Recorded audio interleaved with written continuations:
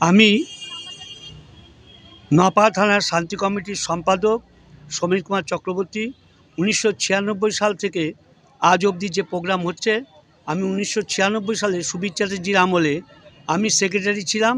আমার সঙ্গে সাংবাদিক সুজন চন্দ্র আনন্দবাজারে তিনি ছিলেন এবং ডাক্তার মৌলিক ছিলেন। আমরা সুবীর চ্যাটার্জির নেতৃত্বে 100 বছরের অনুষ্ঠান করেছিলাম, যেটা দিল্লি পর্যন্ত প্রচার হয়েছিল। সেই থেকে প্রতি বছর নপাড়া থানায় এই দিনটা পালন করা হয় এবং এই দিনকে কেন্দ্র করে আজকে যে বিল্ডিং, আজকে যে ব্যাপক পরিবেশ, আগে সে ভাঙা ঘর, ছোট্ট ঘরে ওখানে নেতাজি বসতেন। এই নেতাজি ওখানে তখনকার ওসি বসতেন এবং নেতাজি এই ঘরেই বন্দী ছিলেন কয়েক ঘন্টা মাত্র। তিনি কোনো চাও কারো কাছ থেকে এখানে খাননি, ব্রিটিশ পুলিশটা থেকে আবদার করার জন্য আননি, কিন্তু পরবর্তীকালে অনেক কিছু ঘটেছে। তবে আমি বলছি, দিনের পর দিন এই অনুষ্ঠান ভালো হয়েছে।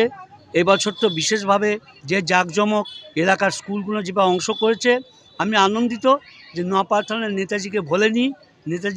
নেতাজির পরিবেশকে খুবই ভালো রাখার জন্য এবারে কুইজের প্রয়োজন হয়েছে। আগামী দিনে আরও ভালো অনুষ্ঠান হবে। আমি চাই নপাড়া থানা, এই যে নপাড়াবাসীর আবেগ নেতাজিকে নিয়ে, এইটারও দীর্ঘায়িত হোক। নেতাজি আমাদের স্মরণে মননে থাকুন এবং নপাড়া থানা আরও দিনের পর দিন ভালো ভালো অনুষ্ঠানের মধ্য দিয়ে